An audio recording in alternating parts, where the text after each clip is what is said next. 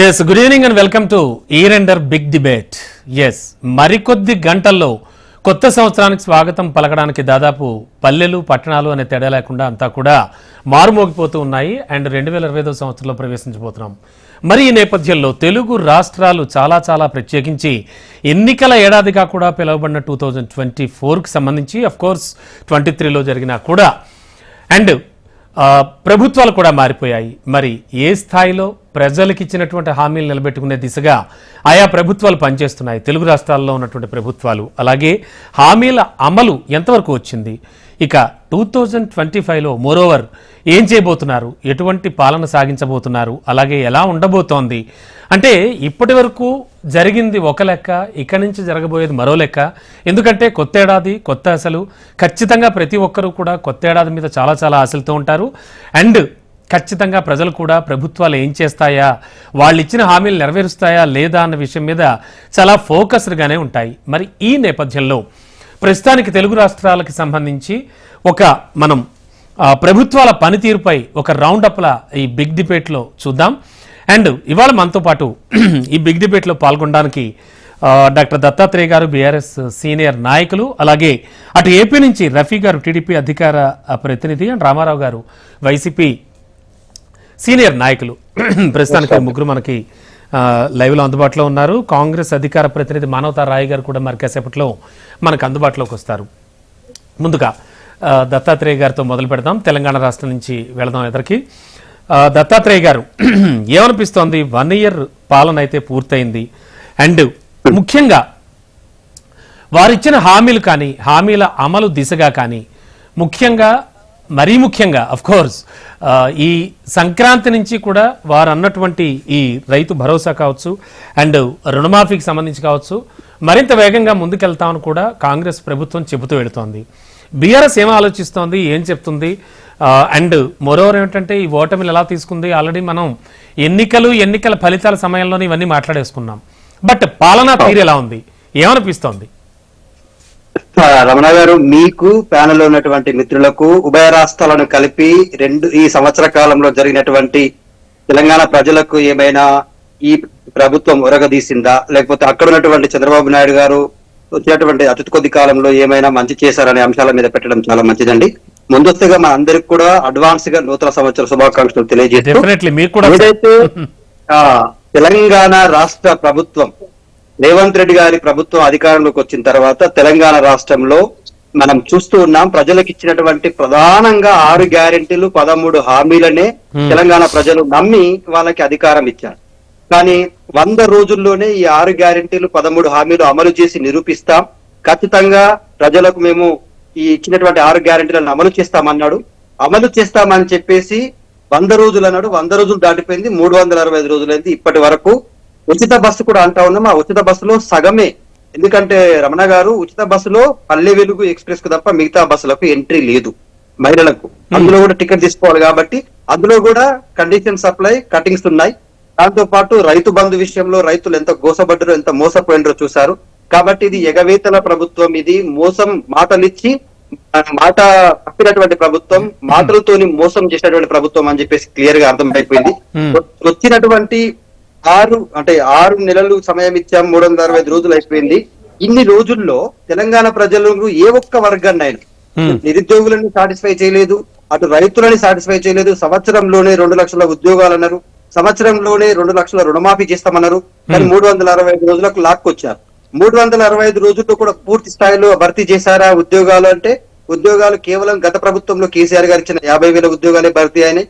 వీళ్ళు వచ్చిన తర్వాత రుణమాఫీ ఏమైనా పూర్తిగా చేశారంటే కేవలం 18,000 కోట్లు చేసి అందరికి చేశామని చెప్పేసి చేతులు దులిపేసుకున్నారు. సో ఇట్లా రైతులను మోసం చేశారు, ఇటు నిరుద్యోగులను మోసం చేశారు. మహిళలు ప్రధానంగా తెలంగాణ రాష్ట్రంలో పాపం మహిళలు అయితే అత్యంత ఎక్కువగా మోసపోయినండి రేవంత్ రెడ్డి గారికి. ఎందుకు? 2,500 రూపాయలు ప్రతి నెల ఇస్తామన్నది మహిళలకే, 200 రూపాయలు యూనిట్ల ఉచిత విద్యుత్ ఇస్తామన్నది మహిళలకే, 500 రూపాయలు గ్యాస్ సిలిండర్ ఇస్తామన్నది మహిళలకే, వృద్ధులకు వికలాంగుల పెన్షన్లు ఇస్తామన్నాడు, వృద్ధుల వికలాంగులు. చెప్తున్న వాటిలో చాలా వరకు కూడా అమలయ్యాయి. ఆల్రెడీ ప్రజలు కొంత అంటే చాలా వరకు కూడా ఎంజాయ్ చేస్తున్నారు ఆ పథకాలతో. ఇక్కడ ఇదే దగ్గర ఉన్నది ఇదే, నమ్మించి నమ్మక ద్రోహం చేయడం, నమ్మించి నట్టేట ముంచడం, మోసం చేయడం. ఎందుకు అంటున్నానంటే మీరు అన్నటువంటి 200 యూనిట్ల కోసం ప్లస్ 250 రూపాయల కోసం 500 రూపాయల గ్యాస్ సిలిండర్ కోసం అప్లికేషన్ తీసుకున్నారు. రేషన్ కార్డులు ప్రామాణికంగా పెట్టి రేషన్ కార్డుల పేరు మీద అప్లికేషన్ తీసుకున్నారు. ప్రతిదీ అప్లికేషన్ తీసుకోవడం, అప్లికేషన్లు పక్కన పెట్టేయడం. ఇప్పటి వరకు కంప్యూటరీకరణ జరగలేదు. ఎన్ని అప్లికేషన్ తీసుకున్నాము, ఎంతమంది అర్హుల్లో ప్రకటించలేదు. అంటే దత్తాత్రేయ గారు మీ మాటకు అడ్డొచ్చాను కానీ ఒక్క విషయం అంటే ఏమిటంటే రాత్రికి రాత్రే ఫలితాలు కానీ అంటే రాత్రికి రాత్రే మొత్తం ప్రభావం చూపించలేరు ఎవరు కూడా. అంటే కొంత సమయం కూడా ఇవ్వాలి అనేది వారి గారు. కాదు రమణ గారు, 100 రోజులు అడిగింది ఎవరు? 100 రోజుల్లో అమలు చేస్తామన్నారా? సంవత్సర కాలంలో అన్నారా? 100 రోజుల పేరు మీద అధికారంలోకి వచ్చి 365 రోజులైంది. మధ్యలో ఎంపీ ఎలక్షన్స్ లో ఏ గుడి మీద దేవుడు కనిపిస్తే ఆ గుడి మీద ఉన్న దేవుడి మీద ఒట్టేశారు. ఒట్టేసినంత మాత్రాన నెరవేరినాయా అంటే అవి నెరవేరలేదు. ఇంకోటి చాలా భయంకరమైన విషయం ఏంటంటే తెలంగాణ రాష్ట్రంలో అధికారంలోకి వచ్చిన నుంచి కూల్చివేతలు, అరెస్టులు, కక్ష సాధింపులు, కేసులు పెట్టడాలు. ఎందుకు చెప్తా ఉన్నానంటే ఫస్ట్ హైదరాబాద్ లో హైడ్రా పేరు మీద కూల్చివేతలు చేశారు. పేద నిరుపేద కుటుంబాలని గూడిలేని పక్షులను చేశారు. వాళ్ళందరికి కూడా శ్లోకం మిగిలిచ్చారు, ఏడుపు మిగిలిచ్చారు. బుచ్చేవ లాంటి మహిళ ఆత్మహత్య మూసీ ప్రక్షాళన మంచిది, మంచి కోసమే కదా అంటున్నారు వాళ్ళు. అలాగే మూసీ ప్రక్షాళనకు బీఆర్ఎస్ కూడా ఏ రోజు వ్యతిరేకంగా మాట్లాడలేదు, ప్రక్షాళన చేయాల్సిందే అంది. మేమేమంటున్నామంటే రమణ గారు, 16,000 కుటుంబాలని వీధిన పడేసి కూల్చివేతలు చేసే ముందు వాళ్లకు పునరావాస చట్టం ప్రకారం ఇవ్వాల్సినవి ఇచ్చి వాళ్ళని అక్కడ నుంచి తరలించండి, వాళ్ళ ఒప్పందం ప్రకారమే వాళ్ళు ఒప్పుకుంటేనే పంపించండి అని చెప్తా ఉన్నాం. లేదు అన్నాడు. లఘుచర్ల విషయంలో గిరిజన మహిళలు, ఆదివాసీ మహిళలు, ఎస్సీ ఎస్టీ బీసీ మైనార్టీ వర్గాల మీద లాఠీ చార్జీలు చేసి వెనక్కి వచ్చాడు. పోనీ స్కిల్ యూనివర్సిటీ అని చెప్పేసి 100 కోట్ల రూపాయలు ఆదాని గారు ప్రకటిస్తే అవి తిరిగి వెనక్కి ఇచ్చేశాడు. ఈ లఘుచర్ల విషయంలో వెనుకడుగేశాడు. అక్కడ ఉన్నటువంటి దివాలాపూర్ మండలంలో ఇతరాల కంపెనీ విషయంలో వెనుకడుగేశాడు. ఇక ఏది చూసినా అల్లు అర్జున్ విషయంలో వారం 10 రోజుల నుంచి అదొక డ్రామా నడిపించాడు. ప్లస్ కేటీఆర్ గారి బావమర్ది విషయంలో కొండన్ రవి ఎలుకని పట్టుకున్నట్టుగా అక్కడికి రాజపాకాల గారి ఇంటికి వెళ్ళి ఫామ్ హౌస్ కి వెళ్ళి అక్కడ ఏం దొరకలేదు. నేను ఏమంటున్నానంటే అదే కాదు, ఇప్పుడు కేటీఆర్ గారి విషయంలో ఈ ఫార్మా విషయంలో కూడా ఏదైతే ఫార్మా రేస్ ఉందో ఆ ఫార్మా రేస్ సరే కాసేపు కేసులు ఆ గొడవలు పక్కన పెడితే ప్రజలకు అందాల్సినటువంటివి ఒక పద్ధతిగా మేము చేసుకొస్తున్నామని వాళ్ళు చెబుతూ ఉన్నారు. ఇవి అంటే సాటిస్ఫాక్షన్ గా లేదా బీఆర్ఎస్? లేదు, మేము బీఆర్ఎస్ గా మాట్లాడట్లేదు రమణ గారు. ఇక్కడ తెలంగాణ ప్రజల హక్కుగా మాట్లాడుతున్నాం. తెలంగాణ ప్రాంతంలో ఉన్న రైతులు దాదాపుగా 480 మంది రైతులు చనిపోతే ఇప్పటి వరకు రైతు బీమా అందలేదు. ఎంత బాధాకరమైనదంటే చాలా మంది చేనేత కార్మికులు, ఒక 30 వరకు చేనేత కార్మికులు ఆత్మహత్య చేసుకున్నారు. వాళ్ళకి ఇవ్వాల్సిన సబ్సిడీలు గానీ, రిలీజింగ్ గానీ, బడ్జెట్ గానీ, బతుకమ్మ చీరల విషయం గానీ, బతుకమ్మ చీరలు బంద్ అయిపోయినాయి కదా తెలంగాణలో. బతుకమ్మ తల్లినే మాయం చేసిండు. తెలంగాణ తల్లి చేతిలో బతుకమ్మ మాయమైంది. బతుకమ్మ చీరల మీద ఆధారపడ్డ చేనేత కార్మికుల జీవితాలు ఆగమైపోయినాయి. 29 మంది చేనేత కార్మికులు ఆత్మహత్య చేసుకున్నారు. పిట్లండి. విద్యాశాఖ ఆయన దగ్గరే పెట్టుకున్నాడు, హోంశాఖ ఆయన దగ్గర పెట్టుకున్నాడు కదా. విద్యాశాఖలో ఉన్నటువంటి గురుకుల పిల్లలు నెలకు 3 చొప్పున ఈ సంవత్సర కాలంలో నాకు అర్థమైంది. మనం డిస్కస్ చేద్దాం, చాలా సమయం ఉంది కూడా, నో ప్రాబ్లం. అంటే దశల వారీగా ప్రతిదీ చేసుకొస్తున్నాం అంటున్నారు. అఫ్ కోర్స్ మనకి మానవతారాయ్ గారు కూడా అందుబాటులోకి వచ్చారు, కాంగ్రెస్ అధికార ప్రతినిధి. Sir good evening and welcome to our studio. And ముందుగా మీకు కూడా నూతన సంవత్సర శుభాకాంక్షలు. అండ్ మోరోవర్ ఇప్పుడు ఆల్రెడీ దత్తాత్రేయ గారు మాట్లాడిందంతా కూడా వినే ఉంటారు. మనం ఒక తెలుగు రాష్ట్రాల్లో ప్రభుత్వాల పనితీరుపై ఒక రౌండ్ అప్ లా చేస్తున్నాం. ఇయర్ ఎండర్ బిగ్ డిబేట్ కాబట్టి ఇందులో భాగంగానే మాట్లాడుతున్నాం సార్. అండ్ మానవతారాయ్ గారు ఏం చెప్తారు? ఇప్పుడు నేను అడిగిన వాటికి దత్తాత్రేయ గారు కొన్ని చెప్పారు. అఫ్ కోర్స్ ఇప్పుడు అంటే హామీల అమలు అనేది అసలు ఏమాత్రం జరగటం లేదు. ఓకే, పేరైతే పెట్టారు పథకానికి, ఆ పథకం అమలు చేస్తున్నాం అంటున్నారు. ఫుల్ ఫ్లెడ్జ్డ్ గా అందటం లేదు అనేది ఆయన చెప్తున్నమాట. ఏం చెప్తారు? అవినీతి పరిపాలన 10 ఏళ్ళు వాళ్ళకి, అప్పుల ఊబిలో కూరుకుపోయినటువంటి రాష్ట్రం, కేసీఆర్ దుబారా మూలంగా తెలంగాణ దివాలా తీసినటువంటి పరిస్థితి. అక్కడి నుంచి ఈ రాష్ట్రాన్ని అభివృద్ధి పదంలో నడుపుతాం. సరే, వాళ్ళకి అందం మేము ఇచ్చే పథకాలు ఎట్లుంటాయి అంటే జూబ్లీ హిల్స్, బంజారా హిల్స్, వాళ్ళ మాజీ మంత్రి మల్లారెడ్డి లాంటి వాళ్ళకి సంక్షేమ పథకాలు రావు. ఎవరైతే బిలో పావర్టీ అంటే దారిద్ర్య రేఖ దిగువన ఎవరైతే ఉంటారో అట్లాంటి వాళ్ళకి, సామాన్య మధ్యతరగతి ప్రజలకు మాత్రమే సంక్షేమ పథకాలు వస్తాయి. వాళ్ళకి అది ఇయ్యటం చేతకాలం. అందరికి డబ్బున్నోళ్ళకి చట్టాలన్నీ కూడా డబ్బున్నోళ్ళకి. గత వాళ్ళ 10 ఏళ్ల పాలనలో పెద్దోడికి ఒక న్యాయం, పేదోడికి ఒక న్యాయం. అంటే చట్టం మీద సామాన్య ప్రజలకు నమ్మకం లేకుండా పోయింది. ఇప్పుడు కాంగ్రెస్ ప్రభుత్వం వచ్చిన తర్వాత రేవంత్ రెడ్డి ముఖ్యమంత్రిగా ఇటు ఆ అప్పుల ఊబిలో కూరుకుపోయిన రాష్ట్రాన్ని అభివృద్ధి పదంలో నడుపుతూ సంక్షేమ పథకాలు కొనసాగిస్తూ అదేవిధంగా చట్టాన్ని కూడా సక్రమంగా రాజ్యాంగం మీద ప్రమాణం చేసిన రేవంత్ రెడ్డి గారు సక్రమంగా అమలు చేసుకుంటూ ముందుకు పోతున్నారు. వారి కంటికి కనపట్టలే 49 లక్షల మందికి మేము 200 యూనిట్లకే గృహజ్యోతి పథకం కింద ఉచిత విద్యుత్ ఇస్తున్నాం. అందులో జూబ్లీ హిల్స్, బంజారా హిల్స్ వాళ్ళు ఉండరు, వాళ్ళు తెలవదు పాపం, వాళ్ళు గతం లాగా అనుకుంటున్నారు. కాబట్టి 49 లక్షల మంది సంతోషంగా ఉన్నారు. పాపం బీఆర్ఎస్ వాళ్ళు ఎందుకంటే ఆ 49 లక్షల కుటుంబాలు కాంగ్రెస్ కి వెన్నుదనగా ఉంటాయి కాబట్టి పాపం ఇక్కడ జీర్ణం కావట్లేదు. అదే విధంగా 500కే సబ్ సిలిండర్ ఇచ్చేది ఎంతమంది కంటే 45 లక్షల కుటుంబాలకి రాష్ట్రంలో ఎవరైతే ఉన్నారో సామాన్య మధ్యతరగతి ప్రజలు ఉన్నారో అట్లాంటి వాళ్లకు 45 లక్షల మందికి ఇస్తున్నాం. బీఆర్ఎస్ వాళ్ళకి పాపం జూబ్లీ హిల్స్, బంజారా హిల్స్ వాళ్ళకి దోచిపెట్టాలనుకున్నారు, అట్లాంటి వాళ్ళకి ఇయ్యం మేము. కాబట్టి అదే విధంగా రుణమాఫీ 25 లక్షల మంది రైతుల ఖాతాలు రుణమాఫీ చేసినాం. అదే విధంగా ఆరోగ్యశ్రీ 10 లక్షల రూపాయలు అమలు జరుగుతుంది. దాదాపు నా అమ్మలు, అక్కలు, చెల్లెళ్ళు మహాలక్ష్మి పథకం కింద 108 కోట్ల మంది మహిళలు 3,500 కోట్లు ఆదా చేసుకొని ఉచిత బస్సు ప్రయాణ సౌకర్యాన్ని పొంది ఆనందం పొందుతున్నారు. రేవంత్ రెడ్డి సర్కార్ను అభినందిస్తున్నారు. ఇది తట్టుకోలేకపోతే ఒళ్ళంతా సార్ మీ మాట కట్టొస్తున్నా నేను. ఉచిత బస్సు ప్రయాణానికి సంబంధించి కూడా చాలా పరిమితులు ఉన్నాయి, లిమిటెడ్ గానే వాళ్ళు ఈ పథకం అమలు చేస్తున్నారు అన్నారు ఇందాక.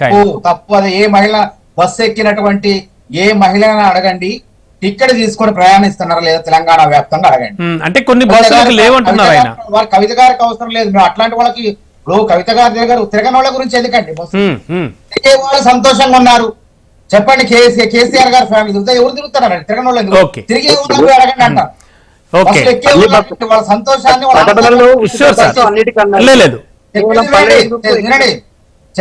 దత్తాత్రేయ గారు మాట్లాడి అదే విధంగా ఈ రోజు సన్న ఓట్లకు సన్న బియ్యాలకు 500 రూపాయలు బోనస్ ఇస్తాం.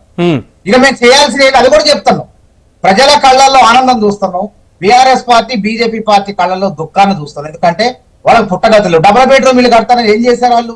5 ఏళ్లలో 10 ఏళ్లలో వాళ్ళు కట్టినవి అన్ని అంటే 2,91,000 ఇళ్లు కడతానని చెప్పి 1,00,000 ఇళ్లు కూడా పూర్తి చేయకపోతే మొన్ననే 151 కోట్లు పెట్టి వాటిని కూడా పూర్తి చేసి లబ్ధాలకు ఇచ్చే కార్యక్రమాన్ని చేపట్టి ఇవాళ మేమేం చేస్తున్నాం? డబుల్ బెడ్రూమ్ కాదు, ఇందిరా ఇళ్ళు ఉన్నాయి. గతంలో 20 లక్షల ఇల్లు ఇచ్చిన తెలంగాణలో ఇప్పుడు కూడా 5 ఏళ్లలో 20 లక్షల ఇల్లు అంటే ఈ ఏడాది 4.5 లక్షల ఇల్లు ఇచ్చి ప్రజల దగ్గరకు పోతాం. మేము ప్రజల యొక్క ఆశీస్సులు పొందుతాం. ఇది తట్టుకోలేకపోతాం. వాళ్ళు చేయలేని పని మేము చేస్తాం. అదేవిధంగా నిరుద్యోగులకు జాబ్ క్యాలెండర్, అసలు నిరుద్యోగులు చిరకాల వాంచండి జాబ్ క్యాలెండర్ అనేది. ఆ జాబ్ క్యాలెండర్ ఏమన్నా నేను నిరుద్యోగ జేఏసీ చైర్మన్ గా దాన్ని స్థాపించి 40 కేసులు పెట్టుకుని పోరాటాలు చేసినా కేసీఆర్ ప్రభుత్వం వెళ్ళే. కానీ కాంగ్రెస్ ప్రభుత్వం వచ్చిన తర్వాత చట్టబద్ధమైనటువంటి జాబ్ క్యాలెండర్, రాజ్యాంగబద్ధమైన జాబ్ క్యాలెండర్ ప్రకటించింది. అది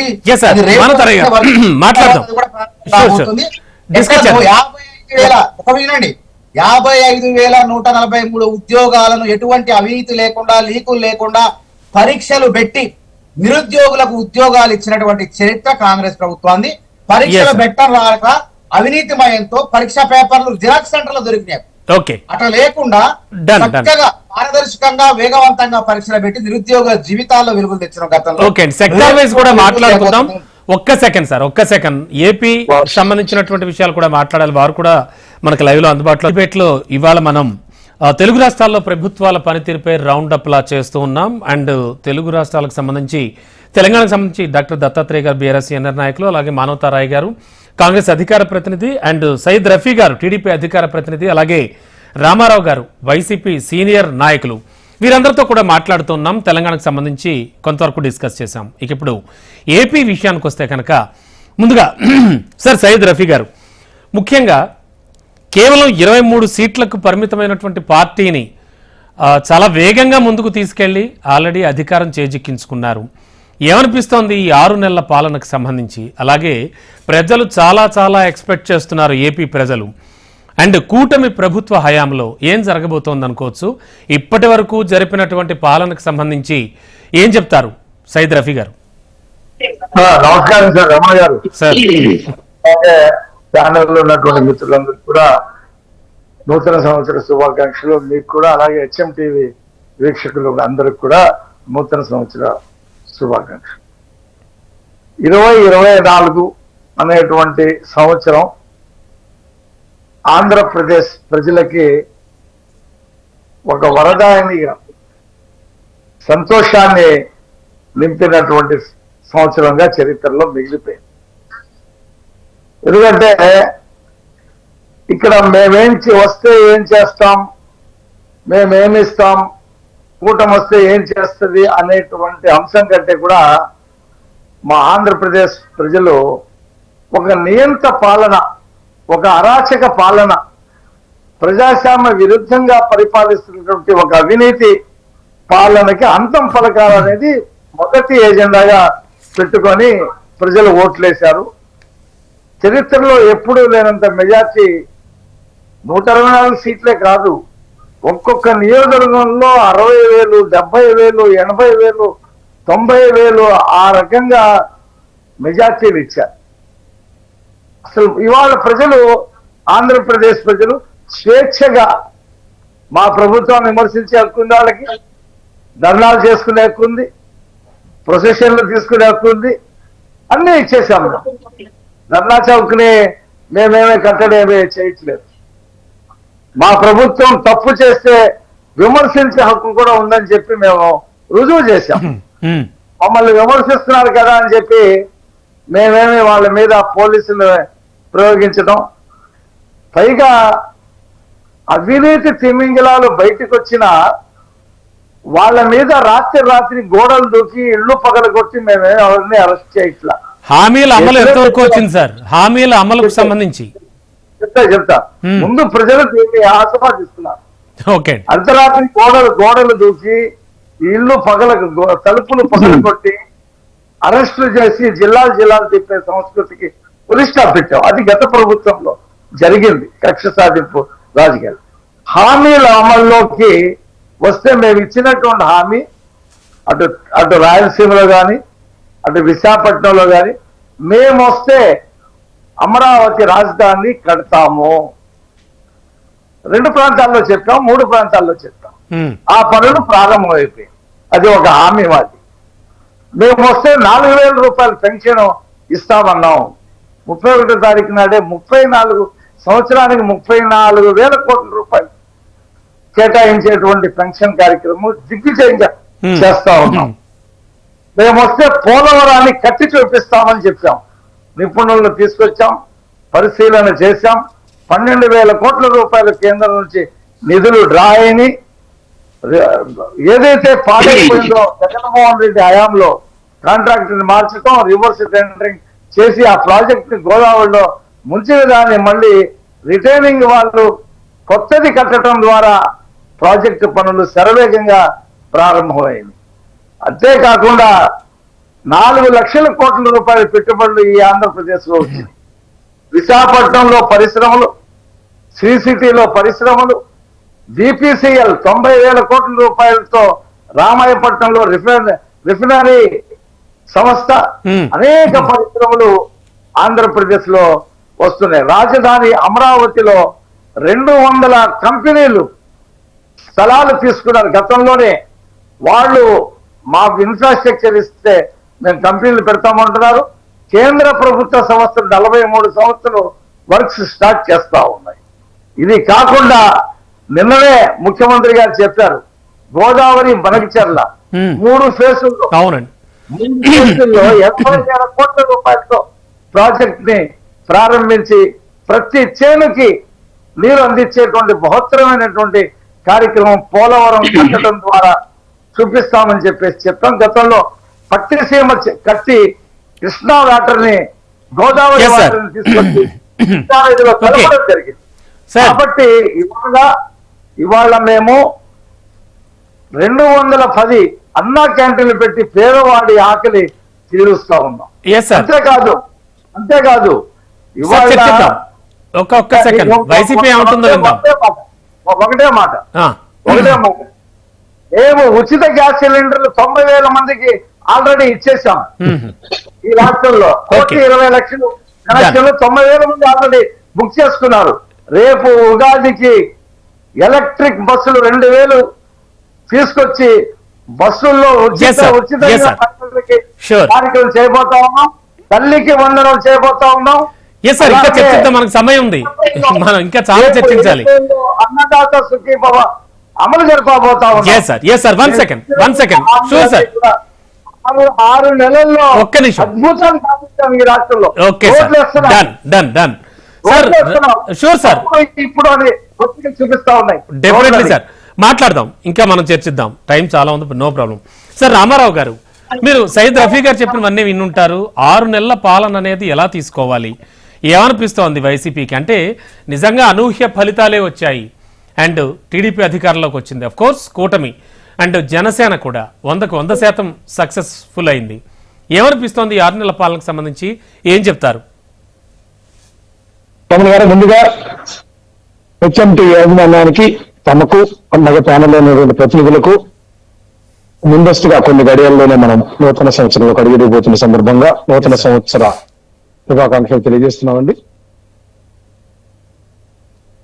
మనం చూస్తా ఉన్నామండి, కూటమి ప్రభుత్వం అధికారంలోకి రాక మునుపు ఏదైతే వైసీపీ అధికారంలో ఉన్నప్పుడు, ప్రతిపక్షంలో ఉన్నప్పుడు ఎన్నో అలవి కాని హామీలన్నీ ఇచ్చారు. ఏదైతే వైఎస్ఆర్ కాంగ్రెస్ పార్టీ ప్రభుత్వం అమలు చేసినటువంటి, జగన్మోహన్ రెడ్డి గారు ముఖ్యమంత్రిగా చేసినటువంటి అన్ని పథకాలను మేము మెరుగ్గా అమలు చేస్తామని చెప్పడం, సూపర్ 6 అని కొత్త కొన్ని పథకాలను ప్రకటించడం, అన్ని అబద్ధాలు కలిపి ఒక క్షుద్ర రాజకీయానికి శ్రీకారం చుట్టినటువంటి పరిస్థితి ఆంధ్రప్రదేశ్ లో నెలకొనదింది. ఎందుకంటే పారదర్శకంగా డీబీటీ పద్ధతి ద్వారా ఎక్కడా కూడా జన్మభూమి కమిటీ లాంటి రికమెండేషన్ కానీ, ఎక్కడా కూడా అధికారులు కానీ ఎవరు కూడా ఒక్క పైసా కూడా అవినీతికి పాల్పడటానికి వీల్లేని విధంగా పాలనా సంస్థలు తీసుకురావడంలో కానీ, అట్లాగే నూతన నవీ ఆంధ్రప్రదేశ్ లో బడ్జెట్ విషయం మనందరికీ తెలిసింది. ఏదైతే 2.5 లక్షల కోట్ల రూపాయలను ఇవన్నీ కూడా ఏదైతే రెగ్యులర్ గా జరిగేటటువంటి పాలనా కార్యక్రమాలు, కార్యాచరణ కానీ అన్ని చూసుకుంటూనే ఈ యొక్క రాష్ట్రంలో ఉన్నటువంటి పేద వర్గాలకు అర్హులైనటువంటి అన్ని పథకాలు, నవరత్నాల్లో చెప్పినటువంటి అన్ని పథకాలకు కూడా 2.5 లక్షల కోట్ల రూపాయలు తమ ఖాతాలకు నేరుగా ప్రభుత్వాలు దక్కుతున్నారు. ఇక్కడ ఒకటేనండి, గతంలో మనం చూసుకుంటే బేరీజ్ వేసుకుంటే 2014 నుంచి 2019 వరకు తెలుగుదేశం పార్టీ హయాంలో కూడా, వారి ప్రభుత్వ హయాంలో కూడా అదే బడ్జెట్ ఉంది. ఆ డబ్బులన్నీ కూడా వాళ్ళు దోచుకోవడానికి సరిపోయినాయి. కానీ ఈ మాదిరి లెక్కలు చెప్పనట్టు చూద్దాం, ఈ డబ్బులన్నీ సయ్యద్ రఫీ సార్ ఒక్క సెకండ్ ఆయన మాట్లాడనివ్వండి. రఫీ గారు ఆయన మాట్లాడనివ్వండి, ఒక్క second sir please. Sir Ramarao garu చెప్పండి. ఏంటంటే ఇక్కడ ఏదైతే తెలుగుదేశం పార్టీ ప్రధానంగా ఉండి కూటమిలోని జనసేన గాని బీజేపీ గాని తీవ్రంగా వైఫల్యం చెందిందండి. ఎందుకంటే మనం చూస్తా ఉన్నాం, ఉచిత ఇసుక అని చెప్పి మాయ మాటలతోటి ప్రజలను మభ్య పెట్టారు. మొట్టమొదటిగా తీసుకుంటే ఉచిత ఇసుక ఎక్కడన్నా ఉందండి? ఈ రోజు వేలాది రూపాయలు ఇసుక కోసము చెల్లించాల్సినటువంటి పరిస్థితి ఉంది. వైఎస్ఆర్ కాంగ్రెస్ పార్టీ అబద్ధాలు మీ మీద చెప్పలేదే. ఏదైతే మేనిఫెస్టో ప్రకటించినటువంటి, మేనిఫెస్టోలు చెప్పినటువంటి అన్ని విషయాల పట్ల శ్రద్ధాశక్తులతోటి అది ఒక బైబిల్, ఖురాన్, భగవద్గీత మాదిరిగా భావించి జగన్మోహన్ రెడ్డి గారు సార్ రఫీ గారు సెకండ్, మీరు అలా మాట్లాడితే మన డిస్కషన్ అర్థవంతంగా ఉండదు ప్లీజ్. నూతన అధ్యాయం శ్రీకారం చుట్టారంటే రఫీ గారు ఊరికి మాట్లాడటం కాదు, మనం మరలా మాట్లాడుకుందాం. రఫీ గారు అడ్డు తగిలి ఏదైతే వాస్తవాలు బయటకు వస్తాయని ఈ లైవ్ టీవీ డిబేట్ లో వచ్చే వాళ్ళకు మంగళగిరి తెలుగుదేశం పార్టీ కార్యాలయంలో ఒక అబద్ధాల చిట్టా ఇచ్చి పంపుతాం తప్పితే మరొకటి కాదండి. ఇక్కడ ఇది మరి దారుణమైనటువంటి అంశం. నిజాలు వాస్తవాలు మాట్లాడుకుంటారు. రామారావు గారు సార్ ఒక్క సెకండ్, పథకాల అమలులో 6 నెలల నుంచి వాళ్ళు చెప్పిన వాటిల్లో పథకాల అమలులో విషయం ఎలా ఉందంటారు? అంటే ఏపీ ప్రజల అభిప్రాయాలు ఎలా ఉన్నాయంటారు? అండ్ ముఖ్యంగా ఏ పథకం మీద వైసీపీ ఏమైనా చెప్పాలి అంటే ఏం చెప్తుంది పర్టికులర్ గా? ఒక విషయం, ఒక్క రూపాయి కూడా విద్యుత్ ఛార్జీలు పెంచమన్నారు. ఇప్పటికే 17,000 కోట్ల రూపాయల విద్యుత్ ఛార్జీలు ప్రజల ఎత్తున మోపారు. తర్వాత మాట్లాడతారండి.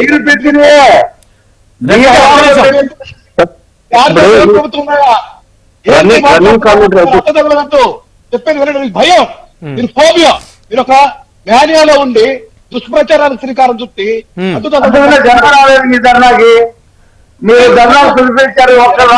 రఫీ గారు మధ్యలో మాట్లాడకండి ప్లీజ్, ఒక్క సెకండ్. సరి చేస్తుందా అనేటువంటి ఉద్దేశం కానీ, ప్రభుత్వాన్ని పారదర్శకంగా నడుపుకోవాలనేటువంటి ఆలోచన కానీ ఈ ప్రభుత్వానికి కానీ ఈ ప్రభుత్వానికి సంబంధించినటువంటి ప్రతినిధులు కానీ లేదనేది మనకు అర్థమవుతా ఉంది. ఖచ్చితంగా మేము ఒకటి చెప్తున్నాం, ప్రజలు అసహించుకుంటున్నారు, అసహనానికి గురవుతున్నారు. ఇప్పటికే 6.5 మాసాల్లో ఒక్కొక్క కుటుంబానికి రమారమి 60 నుంచి 70 వేల రూపాయలు ఒక్కొక్క ఖాతాకు జమ కావాల్సినటువంటి ధనం కోల్పోయినటువంటి బాధల్లో ఉంది. ఎక్కడండి అమ్మఒడి పేరుతో వైఎస్ఆర్సీపీ పారదర్శకంగా పనులకు ఆ యొక్క విద్యా బోధనలు చేయాలని చెప్పి సహాయం అందిస్తా ఉంటే ఈ రోజు 1 రూపాయి కూడా సహాయం చేసినటువంటి పాపాన్ని పోలా. ఇట్లాగే రైతాంగానికి 3 దఫాలుగా సహాయం చేస్తుంటారు, అటువంటిది 1 రూపాయి కూడా ఈ రోజు సహాయం చేయాలి. అసలు మీకు ఎక్కడుందండి మాట్లాడే రైతు? గతంలో రైతు రుణమాఫీ చేస్తామని 2014లో అధికారంలోకి వచ్చి దాన్ని కూడా లిమిట్ చేసి 1,00,000 కుదించి ఆ 1,00,000 కూడా ఏదైతే విడతల వారికి ఇస్తామని చెప్పేసి చివరిలో 2 విడతలు ఎగ్గొట్టినటువంటి మహానుభావులు మీరు. మీకు మాట్లాడే అర్హత ఉంది అసలు రైతుల గురించి? ఓకే రామారావు గారు ఒక్క నిమిషం మాట్లాడదామండి, ఇంకా చర్చిద్దాం, నో ప్రాబ్లం. అండ్ దత్తాత్రేయ గారు, ముఖ్యంగా చూస్తే కనుక ఇక 2025 సంవత్సరాన్ని ఖచ్చితంగా తెలంగాణకు సంబంధించినంత వరకు మరో ఎన్నికల సంవత్సరంగా భావించాల్సి వస్తుంది. నా దగ్గర ఒక లిస్ట్ ఉంది, నేను చెప్తాను మీకు. ఫస్ట్ జిహెచ్ఎంసీ ఎన్నికలు, ఆ తర్వాత అన్ని రకాల స్థానిక సంస్థలకి ఎన్నికలు, ఆ తర్వాత జిల్లా పరిషత్తులు, ఎమ్మెల్సీ ఎన్నికలు, అండ్ మార్చిలో ఒక పట్టభద్రుల స్థానానికి ఎన్నిక కూడా జరగనుంది. ఇలా మొత్తం అన్ని కూడా మరో ఎన్నికల సంవత్సరంగా మారబోతోంది అనిపిస్తోంది. ఎందుకంటే వరుస పెట్టి ఎన్నికలు జరగనున్నాయి.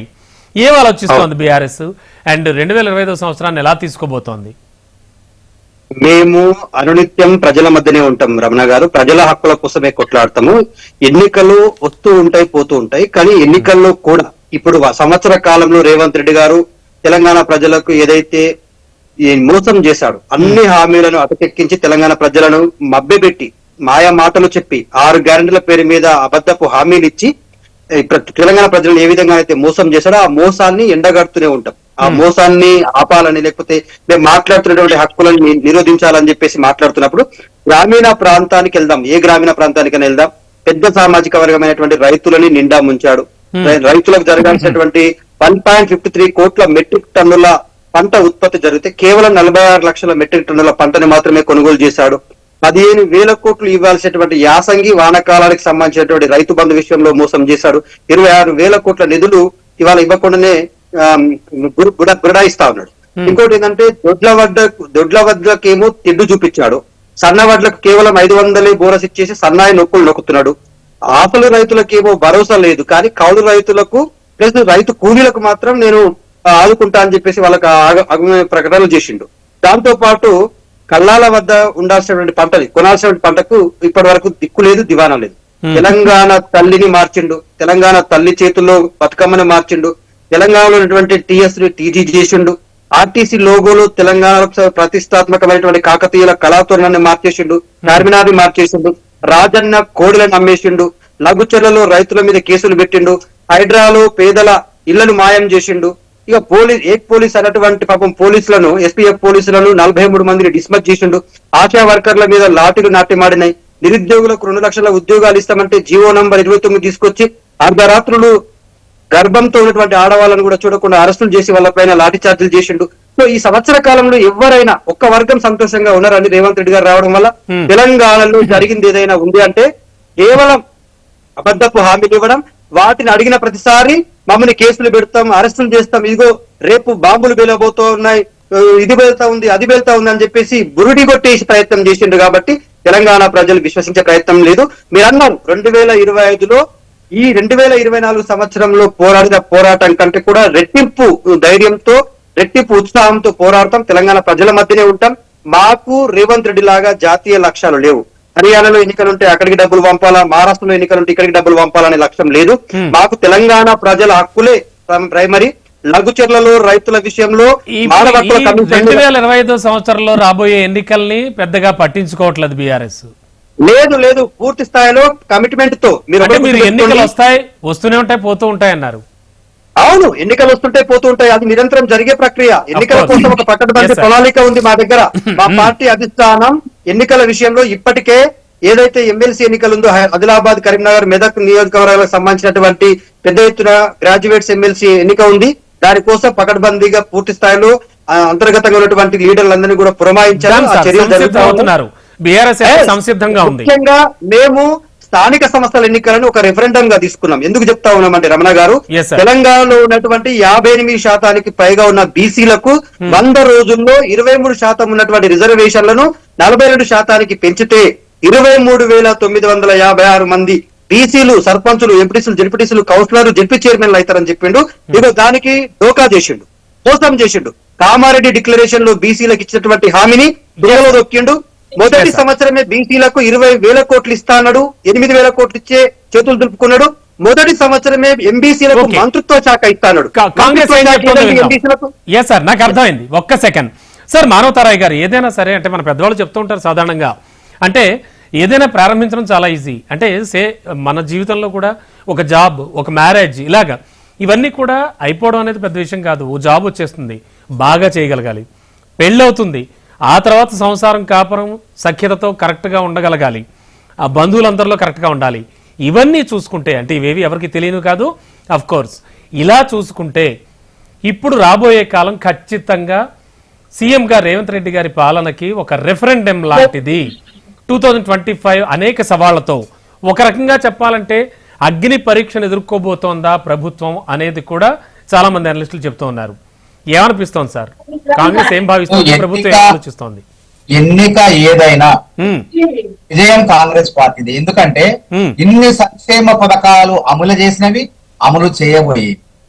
అదే విధంగా మేము అన్నాం, మహాలక్ష్మి పథకంలో 2,500 మహిళలకి సర్పంచ్ ఎన్నికల్లోపు ఇవ్వబోతున్నాం. ఆసరా పెన్షన్లు కూడా దివ్యాంగులకు 4,500 పెంచబోతున్నాం.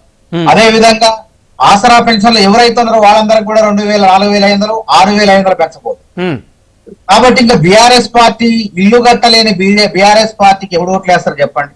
వాళ్ళు ఇంకా భ్రమల్లో ఉన్నారు. అవినీతి పీకల్లో అవినీతిలో కూరకపోయినటువంటి బీఆర్ఎస్ పార్టీ మీద తెలంగాణ ప్రజల్లో విశ్వాసం లేదు. ఆ పార్టీకి ఏ ఎన్నికైనా ఓట్లు వేయరు. పార్లమెంట్ ఎన్నికల్లోనే మనం చూసినాం. కాబట్టి అధిక రాష్ట్రం తెలంగాణ రాష్ట్రం వారి చేతిలో పెట్టేటప్పుడు కాంగ్రెస్ ప్రభుత్వం 16,000 కోట్ల మిగులు బడ్జెట్ తో వారి చేతిలో పెడితే ఇవాళ 7.5 లక్షల కోట్ల అప్పుల కుప్పగా మార్చారు. తెలంగాణ రాష్ట్రం ధనిక రాష్ట్రం దివాలా తీసింది. మాజీ ముఖ్యమంత్రి కేసీఆర్ పాలనలో ఉద్యమ పార్టీ ధనిక పార్టీ అయింది. ఉద్యమ పార్టీ ఈ రోజు దేశంలో ప్రాంతీయ పార్టీల్లో, జాతీయ పార్టీలోనే కాంగ్రెస్ పార్టీ ఆస్తులే తిప్పి కొడితే 700-800 కోట్లు. కానీ ఒక బీఆర్ఎస్ పార్టీ 2020 ఏళ్ళు కూడా కాదు ఏర్పడి 10 ఏళ్ళు అధికారంలో ఉన్న బీఆర్ఎస్ పార్టీ ఆస్తి ఎంత అంటే 1,700 కోట్ల చేరుకుంది. ప్రజలకు అర్థమైపోయింది. కాబట్టి వాళ్ళు ఏమనుకుంటున్నారు, వాళ్ళు ఏదో ఇంకా భ్రమంలో ఉన్న ఆ డబ్బు చూసుకొని ఆ గర్వంతో విర్రవీగుదాం అనుకుంటున్నారు. కానీ అవన్నీ చెల్లవు, గుర్తుపెట్టుకోండి. దత్తాత్రేయ గారు ఇంకా కొనుగోలు దగ్గర ఉన్నారు. పాపం వారు దాదాపు 1.5 లక్షల మెట్రిక్ టన్నుల ధాన్యాన్ని కొనుగోలు చేసింది రాష్ట్ర ప్రభుత్వం. కాళేశ్వరం నీళ్లు ఒక్క చుక్క రాకుండా, వినండి, కాళేశ్వరం నీళ్లు ఒక్క చుక్క రాకుండా 1.5 లక్షల మెట్రిక్ టన్నుల ధాన్యాన్ని కొనుగోలు చేసి రైతులు 2 రకాలుగా లాభపడ్డారు. ధాన్యానికి డబ్బులు వేస్తూ బోనస్ 500 రూపాయలు ఇస్తే ఎకరానికి 12,000 రూపాయల లాభం వచ్చింది రైతు. సంబరంలో ఉన్నారు రైతులు.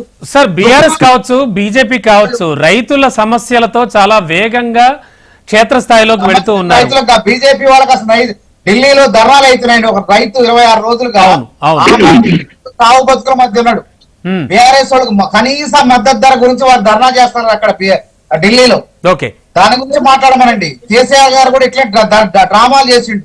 ఢిల్లీలో 600 మంది రైతులు చనిపోతే అప్పుడు బీజేపీ పార్టీ బదిలీ చేసిండు, పట్టించుకోలే. సార్, బీఆర్ఎస్ స్థానిక సంస్థల ఎన్నికల్ని చాలా సవాలుగా, చాలా ప్రతిష్టాత్మకంగా, చాలా సీరియస్ గా తీసుకుపోతోంది. తప్పకుండా కాంగ్రెస్ పార్టీ ఓట్లేస్తారండి. ఎందుకంటే గతంలో అభివృద్ధి చేసి నిరూపించిన పార్టీ కాంగ్రెస్ పార్టీ. ధనిక రాష్ట్రంగా సంక్షేమ పథకాల అమల్లో ధనిక రాష్ట్రాన్ని చేసిన పార్టీ కాంగ్రెస్ పార్టీ. అదేవిధంగా ఈ రోజు వాళ్ళు విద్యుత్ కొనుగోళ్లలో అవినీతి చేశారు. మేము విద్యుత్ ఎక్కడ కూడా ఈ ఏడాది పాలనలో డిసెంబర్ 7 వరకు ఎక్కడ కూడా అవినీతి చోటు చేసుకోలేదు. అది గుర్తు పెట్టుకోండి. వాళ్ళ యొక్క అవినీతిని తోడుతున్నాం. ఎందుకు తోడుతున్నాం? ప్రజలు మా కాళేశ్వరంలో అవినీతి జరిగింది అని మేము పోరాటాలు చేస్తే ప్రజలు నమ్మారు, మాకు ఓట్లేశారు. అదేవిధంగా నేరం చేసిన వాళ్ళని శిక్షిస్తామంటే మాకు ఓట్లేశారు. అదేవిధంగా విద్యుత్ కొనుగోళ్లలో అక్రమాలు జరిగినాయి. తక్కువ కొనుగోలు చేయాల్సిన విద్యుత్ అత్యధిక ధరలు పెట్టి వాళ్ళ లాభాలు, కమిషన్లు జేబులో వేసుకోవడానికి జరిగిందని చెప్పి ప్రజల దగ్గర పోతే ప్రజలు మాకు ఓట్లేశారు. అదే విధంగా ఫోన్ ట్యాపింగ్ భార్యాభర్తలు కూడా విడిపోయారండి. ఎంత దారుణమైన అంశం ప్రభుత్వాల వల్ల, బీఆర్ఎస్ పార్టీల ప్రభుత్వాల వల్ల. అంటే భార్యాభర్తల మధ్య రహస్యమైన సంభాషణలు, పగడగదిలో సంభాషణలు కూడా వినే స్థాయికి ఎదిగింది. ఎంతో మందిని వ్యాపారులు బ్లాక్ మెయిల్ చేశారు, తద్వారా లాభం పొందారు. అవన్నీ కూడా చాలా మంది అధికారులు లోపల ఉన్నారు. కీలకమైన అధికారి ప్రభాకర్ రావు వస్తే అసలు సూత్రధారులను కూడా రేపు మాపేస్తున్నారు. ప్రజలు చెప్తే నమ్మారు ఆయన్ని. కాబట్టి ప్రజలకు ఇచ్చినటువంటి వాగ్దానాల మేరకు వాళ్ళు మా మీద నమ్మకంతో ఓట్లేశారు. కాబట్టి వాళ్ళ నమ్మకాన్ని ఒమ్ము చేయకుండా అంటే ప్రజలకు అవి నెరవేర్చే దిశగానే వెళ్తున్నారు. జరిగిన అవినీతి, కాళేశ్వరంలో జరిగిన అవినీతి అరెస్ట్ చేస్తారు. అది ఎంతటి వాళ్ళైనా సరే. చట్టం అనేది సినిమా తారలైనా, రాజకీయ ప్రముఖులైనా, పేదవాడైనా, అందరికీ సమానమైనటువంటి భావన. ఒక్క నిమిషం అండి, ఒక్క నిమిషం మానవతరాయ్ గారు, ఒక్క నిమిషం sir. Syed Rafi sir already Ramarao garu చెప్పింది విన్నారు మీరు ఇంతకు ముందు. అంటే పరిపాలనకు సంబంధించి అంటే 6 నెలల్లో అఫ్ కోర్స్ అద్భుతాలు జరగకపోయినా కూడా వాళ్ళు చెప్పిన అమలు దిశగా వెళ్ళటం లేదు అనేది కూడా చెప్తూ ఉన్నారు రామారావు గారు. అద్భుతాలు జరిగింది చెప్పాను కదండి, అద్భుతాలే జరిగినాయి. మేము తెలంగాణ శాసనసభ్యులకి, శాసన మండలి సభ్యులకి, రాజ్యసభ సభ్యులకి, లోక్సభ సభ్యులకి కూడా వెంకటేశ్వర స్వామి దర్శనానికి వాళ్ళు కూడా లెటర్లు రాస్తే అవును పర్మిషన్ అవునండి.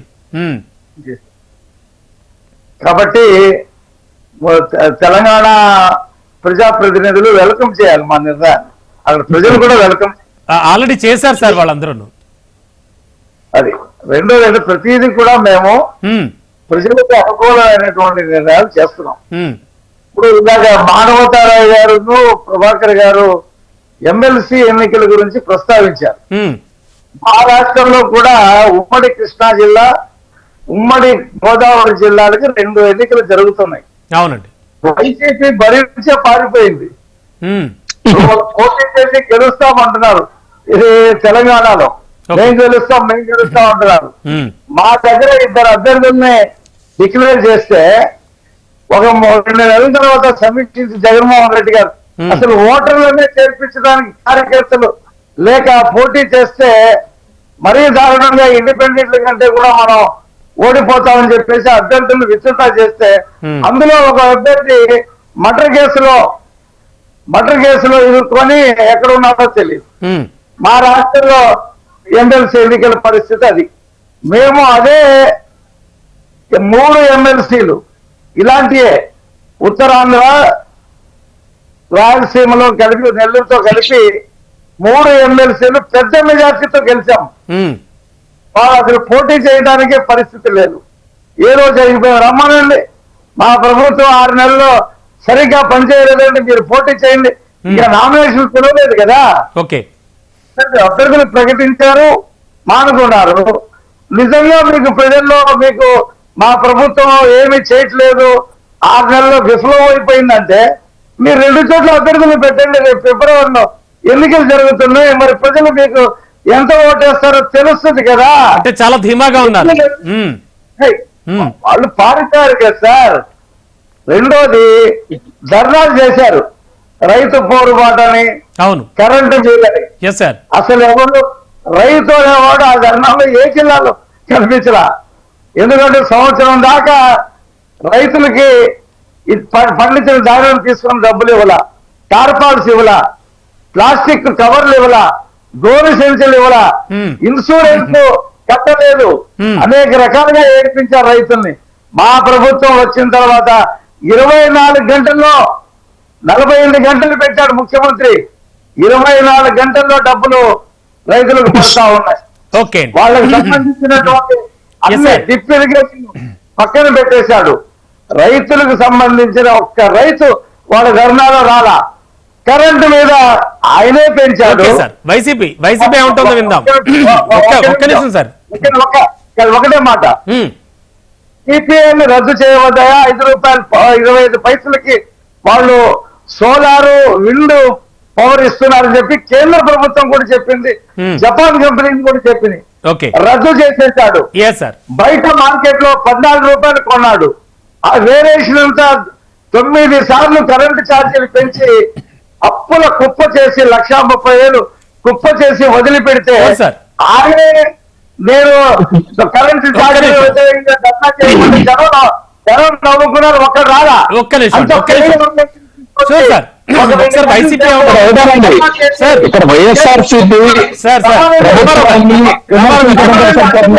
రఫీ సార్ ఒక్క నిమిషం. వైఎస్ఆర్సీపీ ప్రభుత్వాలు రఫీ గారు వారిని మాట్లాడండి. ఒక్క సెకండ్ సార్. రామారావు గారు మీరు చెప్పండి. ముఖ్యంగా రామారావు గారు ఒకే ఒక ప్రశ్న.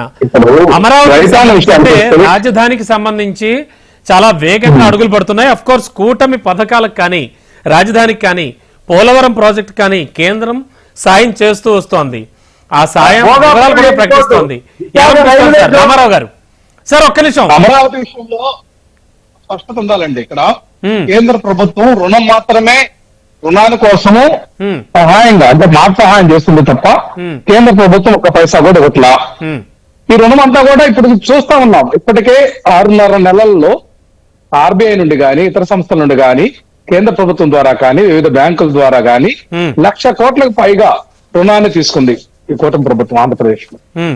అట్లాగే 1,00,000 కోట్లకు పైగా ఏదైతే హామీ ఇచ్చారు, ఒక్క పైసా కూడా పన్నులు గాని ప్రజల మీద భారం పోతున్నారు. 1,00,000 కోట్ల రూపాయలు ప్రజల మీద భారం మోపారండి. సార్ రఫీ సార్ ఒక్క సెకండ్ సార్, మీరు మాట్లాడాలి ప్లీజ్. ఒక్క సెకండ్ సార్.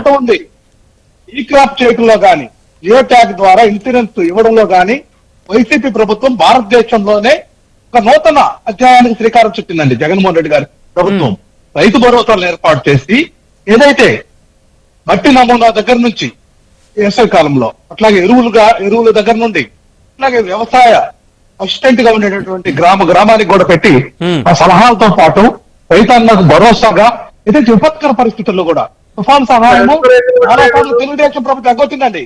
వైఎస్ఆర్సీపీ వారం రోజుల్లోనే తుఫాను గాని లేకపోతే ఏదైనా సహాయం కావాలంటే వారం రోజుల్లోనే రైతులకు అందించినటువంటి మొట్టమొదటి రైతుకు వెన్నెముక లాంటి ప్రభుత్వం వైఎస్ఆర్ కాంగ్రెస్ పార్టీ జగన్మోహన్ రెడ్డి గారి నేతృత్వంలో జరిగింది. ఈ రోజు వాటన్నిటిని కూడా మాపివేయాలని రైతులేమీ వినరండి మీ మాటలు. మీరు చెప్పేటటువంటి ఒక్క రైతు కూడా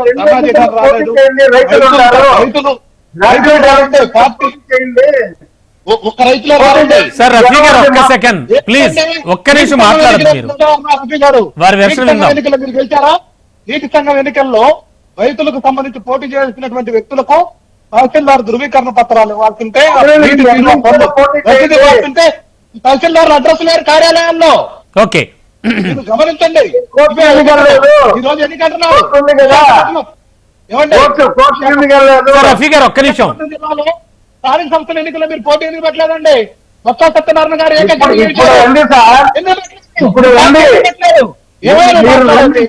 ఏం మాట్లాడుతున్నారు? ఫిబ్రవరిలో పోటీ చేయండి, మా ప్రభుత్వం మీద వాళ్ళు ఒక్క సెకండ్. ఓకే రామారావు గారు, రఫీ గారు ఒక్క సెకండ్. వైసీపీ వ్యూహాత్మకంగా ఈ రోజు వ్యవహరిస్తా అందుట్లో బాబు ఒక్క సెకండ్ సార్. ముగ్గురు పోటీ చేస్తున్నారు కదా సార్. ఒక్క సెకండ్ ఎందుకు పోటీ చేయలేదంటే తెలంగాణలో 3 పార్టీలు పోటీ చేస్తున్నాయి. మీరిద్దరు ఒక్క నిమిషం సార్. ఒక్క సెకండ్ సైలెంట్ గా ఉంటారు. దత్తాత్రేయ గారు 2025 గురించి మాట్లాడుకుంటున్నాం. అంటే వీళ్ళు చెప్పినవి, అంటే ప్రభుత్వం చెప్పినవి పాటిస్తున్నవి, ఇవి ఎంతవరకు సఫలీకృతం అవుతారు అనిపిస్తోంది. అండ్ మరో ఎన్నికల సంవత్సరంగా కూడా మనం అనుకుంటున్నాం దీనికి సంబంధించి. ఒకటండి, ఇప్పుడు తెలంగాణ రాష్ట్రంలో అన్ని వర్గాల ప్రజలను సంవత్సర కాలం పాటు మభ్యపెట్టి మోసం చేసి అధికారాన్ని చెలాయిస్తున్నదన్న విషయం తెలంగాణ ప్రజలందరికీ తెలిసిపోయింది. తెలంగాణలో ఒక్క వర్గాన్ని కాదు, సబ్బండ వర్గాలను మోసం చేశారు. పాపం రైతులు, పోలీసులు, నిరుద్యోగులు, విద్యార్థులు, యువకులు, మహిళలు, వృద్ధులు, వికలాంగులు ఎవరు సంతోషంగా ఉన్నారండి? వృద్ధులు, వికలాంగులకు అధికారంలోకి వచ్చిన 100 రోజుల్లోనే 2,000 రూపాయలు ఉన్న పెన్షన్ 4,000 చేస్తా అన్నాడు. వికలాంగుల పెన్షన్ 6,000 చేస్తా అన్నాడు. దిక్కు లేదు, దివాన్ లేదు. ఆడపిల్లలకైతే 2,500 రూపాయలు ఇస్తా, 18 సంవత్సరాలు అయిన ప్రతి మహిళకు స్కూటర్లు ఇస్తా అన్నాడు. పెళ్లైనటువంటి మహిళలకు 1,00,000 రూపాయలు ఇస్తా, తులం బంగారం ఇస్తా అన్నాడు. ఇవి సంగతి పక్కకిరేనండి. గతంలో కేసీఆర్ గారు ఇచ్చినటువంటి పథకాలన్నీ ఆపేసిండు. అది నేను తప్పు చేశారండి. మేము గతంలో ఎంత ఇబ్బందులు ఎదురైనా కూడా రైతులకు రైతు బంధు ఆపలేదు, రైతు చనిపోతే రైతు బీమా ఆపలేదు, ఆ ఆడపిల్లలు డెలివరీ అయితే 13,000 రూపాయలు, ఆడపిల్ల పుడితే మగపిల్లగాడు పుడితే 12,000 రూపాయలు ఆపలేదు, కేసీఆర్ కిట్టు ఆపలేదు. ఈ కేసీఆర్ మీద కక్ష ఉంటే నువ్వు వ్యక్తిగతంగా రాజకీయంగా ఎదుర్కొనే ప్రయత్నం చేయి, కానీ ప్రజల మీద ఎందుకు ఇంత కక్ష సాధిస్తున్నావు అనేటువంటిది మా ఉద్దేశం. 2024 తెలంగాణ ప్రజలు దారుణంగా మోసపోయిన సంవత్సరం, దగాపడ్డ సంవత్సరం, అన్ని ఎగవేతల సంవత్సరం, హామీల అన్ని కూడా అబద్ధపు హామీలు ఇచ్చి అటుకెక్కిన సంవత్సరంగా మిగిలిపోయింది. కానీ 2025లో మా బీఆర్ఎస్ పార్టీ తెలంగాణ ప్రజల ఇబ్బందులన్నిటినీ ఒక ప్రణాళికాబద్ధంగా ఖచ్చితంగా 6 గ్యారెంటీలు 13 హామీలు అమలు చేసేంత వరకు పోరాటం చేస్తాం. దాంట్లో భాగంగా వచ్చేటువంటి ప్రతి ఎన్నికలను పకడ్బందీగా మా పార్టీ సిద్ధంగా ఉంది. మాకు బలమైనటువంటి క్యాడర్ ఉంది. గ్రామీణ ప్రాంతం నుంచి పట్టణ ప్రాంతం వరకు తెలంగాణ రాష్ట్రంలో ఏ ఎన్నిక జరిగినా కూడా బీఆర్ఎస్ పార్టీ కాంగ్రెస్ పార్టీకి ప్రత్యామ్నాయమే. ఎందుకంటే తెలంగాణ ప్రజలు చాలా స్పష్టంగా, నువ్వు గ్రామీణ ప్రాంతంలో ఎవరినైనా అడగండి రమణ గారు, ఒక ఊరిని మనం యూనిట్ గా తీసుకుంటే, ఇప్పుడు వ్యవసాయంలో రైతు బంధు విషయంలో గ్రామాన్ని యూనిట్ గా తీసుకుంటే ఒక కుటుంబాన్ని యూనిట్ గా ఇస్తా అంటా ఉన్నాడు. గతంలో కేసీఆర్ గారు అందరికి ఇచ్చాం మనం, అక్కడ పెట్టుబడి సాయం ఇవ్వడం వల్ల చాలా పంట దిగుబడి అనేటువంటిది పెరిగింది, ఉపాధి అవకాశాలు పెరిగినాయి, ప్రజలు సంబరంగా ఉన్నారు. దీంతో పాటు మిగతా అంశాలను కూడా రైతులకు రిలేటెడ్ గా ఉన్నటువంటి అంశాల్లో వీళ్ళు ఒకటే పంటకి ఇవ్వలేదు, కేవలం బోనస్ ఒక్క పంటకి బోనస్ ఇచ్చినామని చెప్తా ఉన్నారు. ఒక్క పంటకి బోనస్ ప్రకటించలే, 6 పంటలకు బోనస్ ప్రకటిస్తే కేవలం వడ్లలో మళ్ళా సన్న వడ్లకి ఇచ్చి దొడ్డు వడ్లకు తెడ్డు చూపించి మిగతా పంటలు అన్నిటికీ బోనస్ ఎగవేసిండు. ఇన్ని రకాలుగా తెలంగాణ ప్రజలను మోసం చేస్తే తెలంగాణ ప్రజలు 2024ని మేము మోసపోయిన సంవత్సరం అని చెప్తా ఉన్నారు. రేవంత్ రెడ్డి ఉట్టి మాటలకు గాడి మాటలకు ఆగమైనమని చెప్తా ఉన్నారు. తెలంగాణలో ఒక సామెత ఉంది రమణ గారు, సిగ్గుందా నీకు జీడి గింజ అంటే నేను నల్లగానే ఉన్నా కదా నాకెందుకు సిగ్గు అన్నదట. రేవంత్ రెడ్డి పరిస్థితి కూడా అక్కడే ఉంది తెలంగాణలో. దత్తాత్రేయ గారు మాటలు చూస్తే భూతాలు భగవద్గీత చెప్పినట్టుంది, సైతాను బైబిల్ వాక్యాలు పలికినట్టుంది, దెయ్యాలు వేదాలు వల్లించినట్టు మనం ఎప్పుడు చెప్పుకునే విధంగా ఉంది. అసలు ఒక సంవత్సరం 2024 రైతుల, కార్మికుల, కర్షకుల, విద్యార్థుల, నిరుద్యోగుల, సబ్బండ వర్గాల స్వర్ణయుగం కాంగ్రెస్ ప్రభుత్వం, ముఖ్యమంత్రి రేవంత్ రెడ్డి పాలనని ప్రజలందరూ కీర్తిస్తున్నారు. వీళ్ళేమో దుఃఖిస్తున్నారు. మనం ఏం చేయాలి? వాళ్ళ దుఃఖం, ప్రజలు బాధపడ్డారు, ప్రజలు సంతోషంగా సంబరంలో ఉన్నారు. వీళ్ళు రైతు బంధు అంటున్నారు, మేము రైతు భరోసా అంటున్నాం. వీళ్ళ రైతు బంధు ఎవరికి? ధనవంతులకు బంధు, అది అందరికీ. అట్లా కాదు, నిజంగా వ్యవసాయం చేసే వాళ్ళకి ఇవ్వాలని చెప్పి మేము అది కూడా సంక్రాంతి పండగ లోపే అమలు చేస్తున్నాం. అందులో మల్లారెడ్డి లాంటి కుబేర్లు ఉండరు, మాజీ మంత్రి మల్లారెడ్డి లాంటి కుబేర్లు ఉండరు, రాళ్లు రప్పలు రియల్ ఎస్టేట్ భూములు ఉండవు, అది గుర్తు పెట్టుకోండి. కాబట్టి ఆ సంక్షేమము 25లో అమలు అవుతుంది. తినబోతు రుచేందుకు తర్వాత వాళ్ళకి ప్రశ్నించడానికి, ఏలెత్తి చూపడానికి అవకాశాలు లేవు, ఉండవు. లేక ఏం చేశారు? కృత్రిమ ఉద్యమాలు సృష్టించే ప్రయత్నం చేశారు. లగిచర్లలో కృత్రిమ ఉద్యమం, నిరుద్యోగుల కృత్రిమ ఉద్యమం, ప్రతిదీ కూడా కృత్రిమ ఉద్యమం చేసి కుట్రలు చేసి వాళ్ళు చతికిల పడ్డారు. ప్రజలు వాళ్ళ దిక్కుపోయే పరిస్థితి లేదు. కాబట్టి ఎవరు ఎన్ని అన్నా సరే మేము అభివృద్ధి అన్న మాట ప్రకారం 6 గ్యారంటీల్లో ఇప్పుడు దాదాపు 98% అమలైనవి. ఇంకా 2 ఏదైతే ఆసరా పెన్షన్లు ఉన్నాయో మహిళలకు ఇస్తారో అది కూడా అమలు చేసి నిరూపించుకుంటాం. కాంగ్రెస్ ప్రభుత్వాలను అన్నవి అన్న మాట అంటే నిలబెట్టుకుంటాయి. కేసీఆర్ లెక్క దళితుల్ని ముఖ్యమంత్రి అని చెప్పి దళితుల్ని చేసినట్టు మోసం చేయవు. ఏపీ సంగతి కూడా ఒకసారి చూడాలి, మనకు సమయం కూడా ఎంతో లేదు సార్. 2025లో మాట రానియకుండా అన్ని వర్గాలు పరిపాలిస్తారు. 2025లో ఖచ్చితంగా మిగతా హామీల అమలు దిశగా, అలాగే ప్రజలందరికీ వాళ్ళు కోరుకున్న విధంగా వెళ్ళబోతోందా ప్రభుత్వం? ఎలా ఉండబోతోంది? ఒక్క ముక్కలు మానవతరాయ్ గారు. హలో, ఎస్ సార్, మిమ్మల్ని ఫైనల్ గా 2025 కి సంబంధించి ఏం ఆలోచిస్తోంది ప్రభుత్వం? అలాగే ఖచ్చితంగా వచ్చే స్థానిక సంస్థల ఎన్నికల నుంచి మొదలు పెడితే ప్రతి ఎన్నికల్లో కూడా మేము ధీటుగానే బదులిస్తాం అంటున్న బీఆర్ఎస్ కి ఏం చెప్పబోతోంది? ఫైనల్ గా ఒక్క ముక్కలో చెప్పండి. మేము పారదర్శకంగా, జవాబుదారీతనంతో రాజ్యాంగాన్ని, చట్టాలను అందరికీ సమానమైన విధంగా వ్యవహరించుకుంటూ మేము ముందుకు పోతున్నాం. అదే విధంగా సంక్షేమ పథకాలు కూడా, ఇచ్చిన సంక్షేమ పథకాలు కూడా వీళ్ళు అప్పుల కుప్పగా మారిస్తే అభివృద్ధి పదంలో అనేక కష్ట నష్టాలను ఓర్చైనా సరే దుబారా లేకుండా సంక్షేమ 1వ తారీఖు ప్రభుత్వ ఉద్యోగులకు జీతాలు ఇచ్చుకుంటూ ముందుకు వెళ్తున్నాం. అదే విధంగా వీళ్ళు గురుకులాల విషయంలో అసలు పక్కా భవనాలు లేకుండా మౌలిక వసతులు లేకుండా గురుకులాలు నిర్మిస్తే వాటికి పక్కా 200 కోట్లు పెట్టి 100 నియోజకవర్గాల్లో పక్కా భవనాలు నిర్మించి ఆహ్లాదకరమైన వాతావరణంలో విశాలమైన క్రీడా ప్రాంగణాల్లో కట్టబోతున్నాం. ప్రజలందరూ okay sir, okay, sure sir.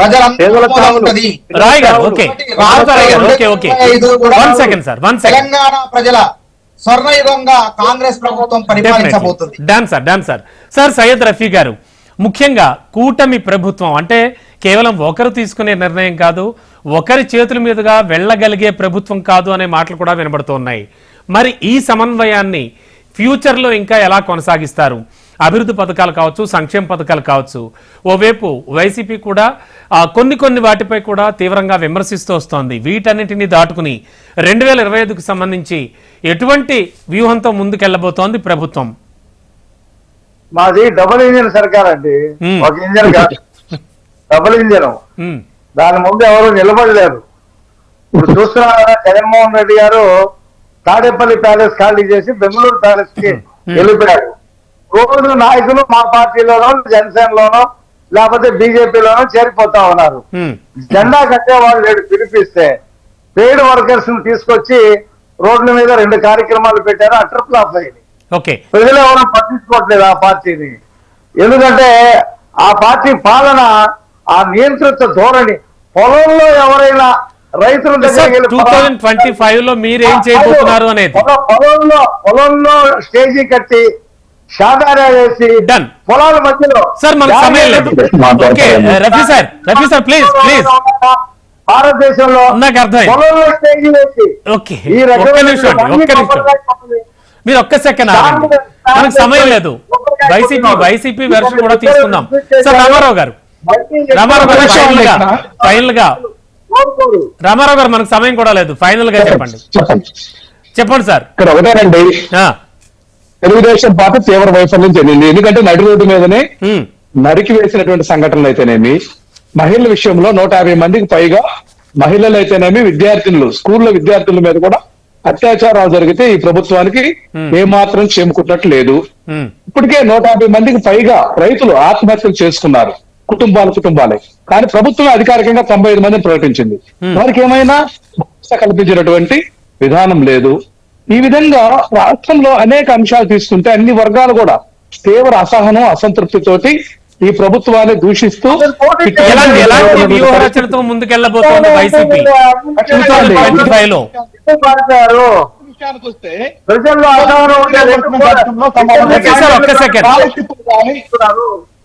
స్కాలర్షిప్లు కానీ వాళ్ళకి రావాల్సినటువంటి ఏదైతే బెనిఫిట్స్ ఉన్నాయో వాటికి సమాధానం లేదు. రామారావు గారు, ఎటువంటి వ్యూహంతో వెళ్ళబోతోంది వైసీపీ? ప్రజల్లోకి ఎటువంటి వ్యూహంతో వెళ్ళబోతోంది 2025 లో? Sure sir. Anyway thank you sir. Done, మనకు సమయం లేదు. థ్యాంక్ యూ సో మచ్ అండి. మొత్తం టోటల్ గా ఇటు తెలంగాణ అలాగే ఇటు ఏపీ ప్రజలు కూడా ఖచ్చితంగా ఒక అద్భుతమైనటువంటి సంవత్సరాన్ని చూడాలని మనం కూడా మనసారా కోరుకుందాం. థ్యాంక్ యూ దత్తాత్రేయ గారు, మానవతరాయ్ గారు, సయ్యద్ రఫీ గారు అండ్ రామారావు గారు. థ్యాంక్ యూ సో మచ్ అండి. సో బిగ్ డిబేట్ క్రూ తరపున ప్రేక్షకులందరికీ కూడా నూతన సంవత్సర శుభాకాంక్షలు అడ్వాన్స్గా తెలియజేస్తూ ఉన్నాం. సో ఇది వాళ్ళ బిగ్ డిబేట్. చూస్తూనే ఉండండి HM TV.